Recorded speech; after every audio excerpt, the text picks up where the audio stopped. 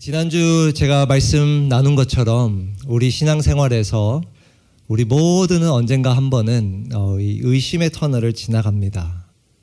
중요한 것은 우리가 그 터널을 지나서 정말 믿음의 확신을 갖는 게 이 신앙생활에 너무 중요한데요. 저는 오늘 또 본문을 통해서는 이 확신의 믿음을 가진 자로서 우리가 또 무엇을 해야 될까라는 그 부분을 좀 나누고 싶어요.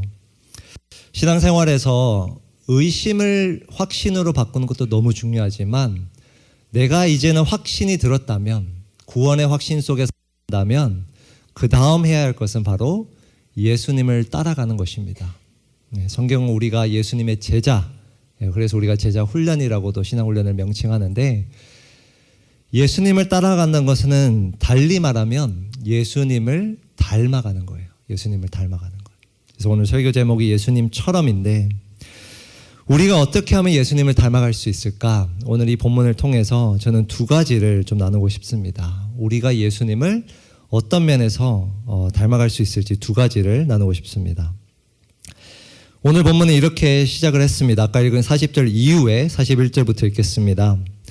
예수의 부모는 해마다 6월절에 예루살렘으로 갔다. 예수가 12살이 되는 해에도 그들은 절기관습을 따라 6월절을 지키러 예루살렘에 올라갔다. 그런데 그들이 절기를 마치고 돌아올 때에 소년 예수는 예루살렘에 그대로 머물러 있었다. 그의 부모는 이것을 모르고 이른 가운데 있으려니 생각하고 하룻길을 갔다.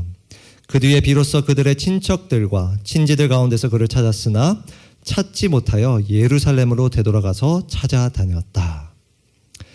오늘 본문은 사실 예수님의 어린 시절의 이야기입니다. 성경에 보면 많을 것 같지만 의외로 많지 않아요. 몇 안 되는 예수님의 어린 시절의 이야기 중에 하나인데요. 방금 제가 읽어드린 그 내용을 보면 예수님이 미아가 되었어요. 부모님과 함께 12살이 되는 그 해에 그 유대교의 관습에 따라서 6월절이라는 사실 그 유대인들에겐 가장 큰 명절입니다. 어떻게 보면 그 명절에 그들은 모두 예루살렘에 모여요. 하나님의 성전이 있는 예루살렘에. 그래서 그 절기의 관습을 따라 다 모였다가 어떻게 되었는가? 오늘 내용을 보니까 예수님은 혼자 그곳에 머물러 있었고 그의 부모는 그것을 모른 채 되돌아가셨어요. 다시 고향으로.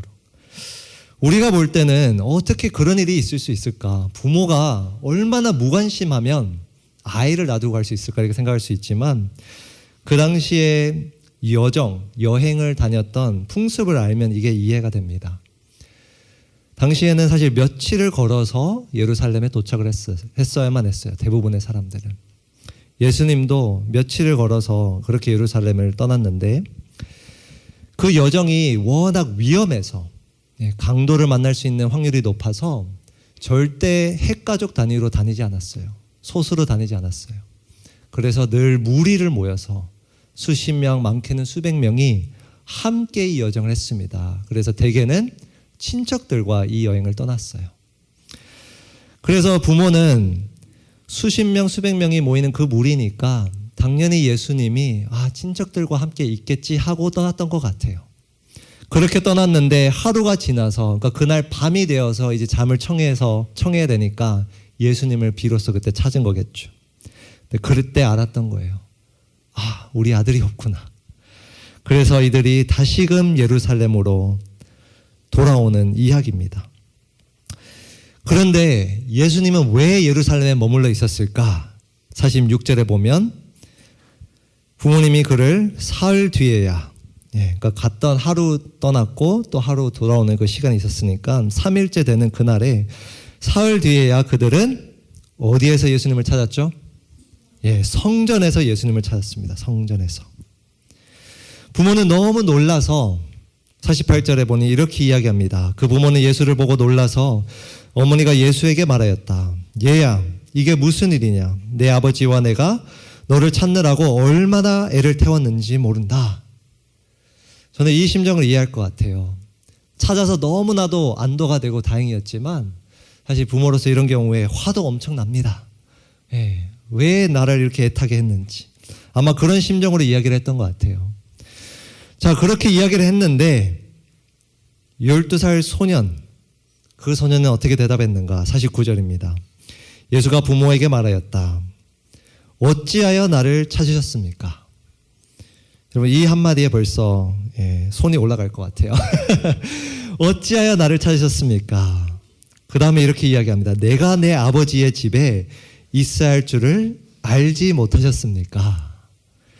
여러분 너무나 황당한 대답이에요. 부모는 너무 애가 타서 3일째 되는 날 겨우 그 아들을 찾았는데 아이가 하는 이야기는 어찌하여 나를 찾았습니까? 내가 여기에 있어야 되는 줄 어찌 몰랐습니까? 정말 화가 났을 것 같아요. 부모의 입장에서는. 그런데 이 대답 속에서 여러분, 이 대답 속에서 너무나 중요한 메시지가 담겨져 있습니다. 왜 예수님이 이렇게 대답했을까? 우리는 예수님에 대해서 한 가지를 배울 수가 있어요. 여기서 원어의 단어를 보면 한국말로는 있어야 할 줄이라는 이 표현 속에 담겨져 있는데요. 영어로 보면 must라는 단어로 번역될 수 있는 헬라어 단어예요. 이 단어가 사실 가장 중요한 단어예요. 예수님은 지금 어떤 말씀을 하고 계시냐면 나는 반드시 이곳에 있어야 된다라는 메시지를 던지고 있었던 거예요. 자기의 부모를 책망하거나 이런 말이 아니라 자기가 반드시 있어야 할 곳에 지금 있다라는 그 메시지를 던지고 있어요. 그리고 신기한 것은 원어로 보면요, 이 표현을 아까 예수님의 대답을 보면 어디에 있었다고 했죠? 내가 내 아버지의 어디에? 아버지의 집에. 근데 원어로 보면요, 이 집이라는 단어는 없어요. 예수님이 지금 예루살렘 성전 안에 있으니까 성서 신학자들이 집이라는 번역이 제일 매끄럽겠다 생각해서 넣은 단어예요. 사실 원어에는 집이라는 단어는 없어요. 지극하면 이런 뜻이에요. 내가 내 아버지의 것에 있어야 될 줄 몰랐습니까? 이렇게 표현하고 있는 거예요. 의미가 담긴 표현이에요, 여러분. 집이라고 하시지 않고 그냥 아버지의 것, 추상적인 표현을 쓰시면서 예수님은 자기가 물리적으로 있어야 할 곳을 가리키는 것이 아니라 자기가 지금 무언가를 가장 우선적으로 두고 있음을 표현하고 있는 거예요. 그 것이라는 게 무엇일까? 아버지의 것. 누가복음의 전체 맥락에서 볼 때 성서학자들은 그 표현을 단순히 성전이 아닌 집이 아닌 하나님의 일 혹은 하나님의 사명이라 해석을 합니다. 하나님의 사명. 예수님은 단순히 내가 지금 있는 그 물리적인 장소에 있어야 합니다 라고 말하는 것이 아니라 이 표현을 통해서 무엇을 말씀하고 계신가? 나는 지금 하나님의 그 사명을 먼저 최우선적으로 두고 있다라고 그렇게 이야기하는 거예요. 그는 그 하나님의 사명 때문에 지금 그 성전에 있음을 밝히고 있는 겁니다. 우리가 이 짧은 대답 속에서 예수님에 대해서 무엇을 배울 수 있는가? 또 우리는 어떠한 부분을 닮아가야 하는가? 우리 1번 대신데요. 우리는 먼저 예수님처럼 하나님의 사명을 우선시해야 합니다. 하나님의 사명을 우선시해야 합니다. 12살이라는 나이가 아주 어리게 들릴 수 있지만요. 예수님은 이 나이에 이미 그가 왜 이 땅에 보내졌는가를 알았던 것 같아요. 이 장면을 통해서. 언제 알았는지 우리가 구체적으로 알 수 없지만 이미 이 나이에 그는 이 땅에 왜 하나님이 자기를 보냈는지 알고 나서 지금 이 성전에 머물며 그렇게 있었던 것으로 추측이 됩니다. 여러분 이 장면을 통해서 우리는 우리 역시 과연 하나님의 사명을 우선적으로 여기고 있는지 돌아볼 수 있어야 합니다. 저와 여러분들이 있어야 할 곳은 참으로 많죠. 우리는 가장 먼저 가족들과 함께 있어야 하고요. 명절이 되면 가족들과 함께 있어야 되고 또 학생이라면 학교에 있어야 하고 직장인이라면 또 우리의 각 직장에 다 머물러 있어야 합니다. 또 그것을 떠나서 나의 여가 시간에 나를 위해서는 사람마다 다 다르겠지만 있어야 할 곳이 다 있는 거예요. 저는 개인적으로 꼭 있어야 할 곳은 사실 캠핑장입니다. 늘 캠핑장을 들러 회복이 되는 스타일인데 머물 곳이 참 많아요, 여러분.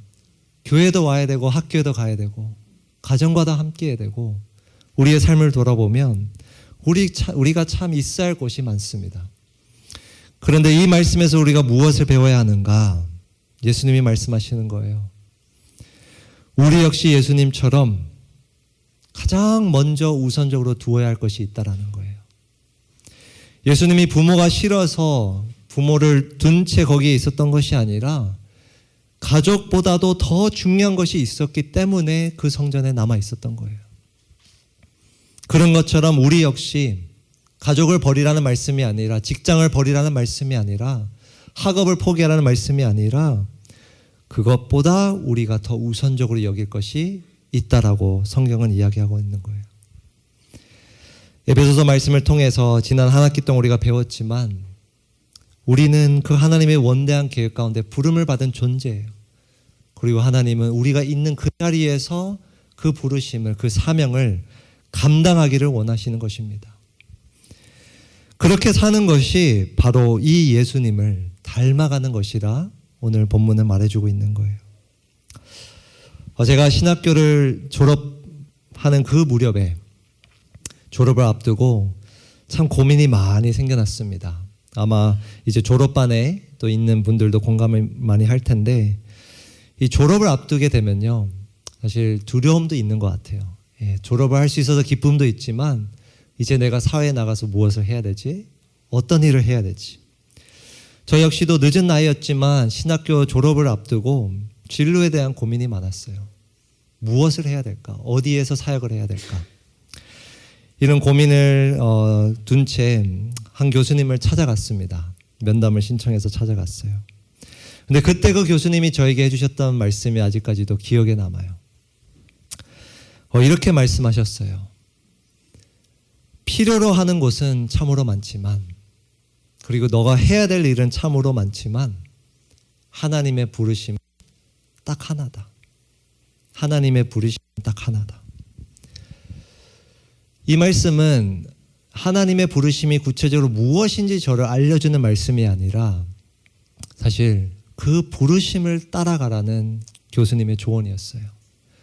내가 교회를 가든 다른 곳에 가든 다양한 일들을 할 수 있지만 하나님께서 내 마음 가운데 주신 그 사명을 따라서 간다면, 어디에 내가 있든 그 사명을 따라간다면 된다. 그 사명만을 먼저 생각하라. 그런 조언이었어요. 저는 그 말씀이 아직까지도 제 마음 깊은 곳에 남아 있습니다. 사역을 하면서 제가 해야 될 것 너무나도 많고 저를 필요로 하는 사람들이 너무나도 많은데 제가 다 감당 못하거든요. 그래서 어떻게 하냐? 늘 부르심을 따라 우선순위를 두고 살아가는 거예요. 그러한 삶이 우리에게도 필요한 거예요. 그게 바로 예수님의 모습이었고, 우리가 정말 예수님을 닮아간다면 여러분들이 해야 할 것 너무나도 많지만, 준비해야 될 것 너무나도 많지만 우선적으로 둘 것이 하나 있다는 거예요. 그게 바로 하나님의 사명입니다. 하나님의 사명. 우리가 예수님을 닮아가기 위해서는 먼저 예수님처럼 하나님의 사명을 우선시해야 되고요. 두 번째로 예수님을 닮아가기에 우리는 또 무엇을 해야 될까? 46절입니다. 사흘 뒤에야 그들은 성전에서 예수를 찾았는데, 예수님은 그 성전에서 무엇을 하고 계셨는가? 그는 선생들 가운데 앉아서 그들의 말을 듣기도 하고 그들에게 묻기도 하고 있었다. 그의 말을 듣고 있던 사람들은 모두 그의 슬기와 대답에 경탄하였다. 예수님이 왜 예루살렘에 머물며 성전에 있었는가? 46절에 보니까 선생들 가운데 앉아서 성전에서 말씀을 가르치고 있던 그 유대교 선생들이에요. 그들 가운데 앉아서 그들의 말을 듣기도 하고 묻기도 했다라고 해요. 질문을 했다. 여러분, 이 장면이 놀라운 이유는 예수님이 누가복음에서 예수님의 모습을 많이 묘사하는데요, 유일하게 말씀 가르침을 받는 장면이에요. 딱 한 번 이렇게 등장하고요, 그 이후에는 다 예수님이 가르치시는 장면밖에 없어요. 유일하게 이 장면에서 예수님은 말씀을 가르치는 선생이 아니라 말씀을 배우고 있는 학생인 거예요. 그는 그가 있어야 할, 반드시 있어야 할 그 성전에서 하나님의 사명을 우선시해서 그곳에 있었는데 그가 하나님의 사명을 감당하기 전에 무엇을 하고 있었는가? 오늘 말씀을 보니까 그는 말씀을 듣기도 하고 물으며 배우고 있었던 거예요. 하나님의 말씀을. 물론 47절에 보면 모두가 그의 슬기로운 대답에 경탄했다는 표현이 있지만 여러분, 우리가 이 말씀 앞에 우리 자신을 한번 돌아볼 수 있어야 해요. 하나님이신 예수님조차 사명 감당하기 전에 이렇게 배우셨다면 우리 역시 하나님 말씀을 배울 필요성이 얼마나 더 많을까요? 하나님이신 예수님도 사명을 감당하기 전에 말씀의 훈련을 받았다라고 오늘 본문은 가르쳐주고 있어요. 여러분, 오늘 본문을 쭉 보면요, 특별히 누가복음 2장을 전체적으로 보면, 계속 큐티하고 계시죠? 2장을 전체적으로 보면요, 예수님을 표현하는 단어 속에서 예수님이 점점 자라가고 있음을 나타내는 표현들이 있어요. 놀라워요. 16절 한번 보시면요, 2장 16절입니다. 그리고 그들은 급히 달려가서 마리아와 요셉과 구유에 누워 있는 누구를 찾아냈다? 예, 아기. 예수님을 가리키는 첫 번째 표현은 아기라는 표현이에요. 아기. 그런데 40절로 넘어와서 오늘 본문 첫 구절을 넘어와서 보면요, 첫 단어가 아기라고 번역은 됐지만 사실 아쉬운 번역이에요. 같은 단어가 아니에요. 여기서는 우리가 잘 들어왔던 헬라어 중에 파이디온이라는 단어인데요, 어린아이를 가리키는 뜻이에요. 아기보다는 조금 더 자란 어린아이. 어린아이는 자라면서 튼튼해지고 예수님을 향해 이제는 어린아이로 표현하고 있고요. 43절에 보시면 예수님을 또 어떻게 표현하는가? 소년 예수예요. 소년 예수. 원어로 봐도 이 어린아이, 파이디오는 단어와 다른 파이스라는 조금 더 큰 아이를 가리키는 단어예요. 소년. 아기, 어린아이, 소년, 그리고 오늘 본문 맨 마지막 절을 보시면 뭐라고 얘기할까요? 첫 단어가 뭐죠, 여러분? 아기가 아니라 이제는 예수는 이라는 표현이에요. 예수는. 더 이상 아기라는, 어린아이라는, 소년이라는 수식어가 없습니다. 그냥 예수예요. 누가는 이 표현들을 통해서 예수님이 점점 자라가고 있음을 가리키고 있는 거예요. 단순히 키만 자란 것이 아니라 그가 전 인격적으로 지혜도 자라갔다고 이야기를 해요. 아기에서, 어린아이에서, 소년에서 이제는 예수, 다 자랐다는 거예요. 여러분, 이 예수님의 모습을 통해 우리는 무엇을 배울 수 있는가? 우리가 예수님처럼 사명을 우선시해야 되지만 2번 대신데요, 우리는 동시에 또 예수님처럼 훈련을 통해 성장해야 합니다. 훈련을 통해 성장해야 돼요. 예수님처럼 훈련을 통해 성장해야 합니다. 여러분, 하나님의 사명, 혹은 이번 수련의 주제처럼 하나님의 부르심, 우리가 이런 주제를 떠오를 때 아마 가장 먼저 드는 생각은, 질문은 이걸 거예요. 나를 향한 부르심은 무엇일까? 나를 향한 사명은 무엇일까? 예수님은 십자가를 지시기 위해 이 땅에 오셨다 하지만 나는 하나님께서 왜 이 땅에 나를 보내주셨을까? 이런 질문을 할 겁니다. 그런데 제 경험상 그 질문에 대한 대답은 우리가 원할 때 절대 주시지 않더라고요. 우리는 속 시원하게 하루빨리 그 대답을 듣고 싶은데 사실 많은 경우는, 거의 대부분은 하나님은 미리 그 대답을 주시기보다 나중에 주시더라고요. 제 경험상. 그런데 제 인생을 돌아볼 때 왜 나중에 항상 그렇게 보여주셨는가 생각해 보면요, 우리가 내 사명이 무엇일까라는 질문을 던지기 전에 꼭 던져야 될 질문이 있음을 가르쳐 주시기 위함이에요. 어떤 질문을 우리는 먼저 해야 되는가? 오늘 이 말씀에 나온 바들이에요. 나는 정말 하나님의 사명을 우선시하고 있는가? 하나님이 묻고 계신 거예요. 내가 너에게 너의 사명이 무엇인지 정말 구체적으로 가르쳐 준다면 정말 그것을 인생에서 최우선으로 붙들고 갈 수 있니? 먼저 질문하시는 경우가 많더라고요. 그래서 하나님은 우리의 사명이 무엇인지 구체적으로 가르쳐 주시기 전에 먼저 이 질문하시는 거예요. 예수님처럼 우선, 최우선으로 둘 수 있냐? 그리고 또 이렇게 질문하시는 거예요. 그 사명을 위해서 지금 계속해서 준비를 하고 있느냐? 저의 경험상 돌아봤을 때 제가 나중에 하나님의 사명이 무엇인지 깨닫고 나서 돌아봤을 때 왜 그때 안 알려주셨을까 이렇게 돌아보면요. 제가 준비가 덜 돼 있더라고요.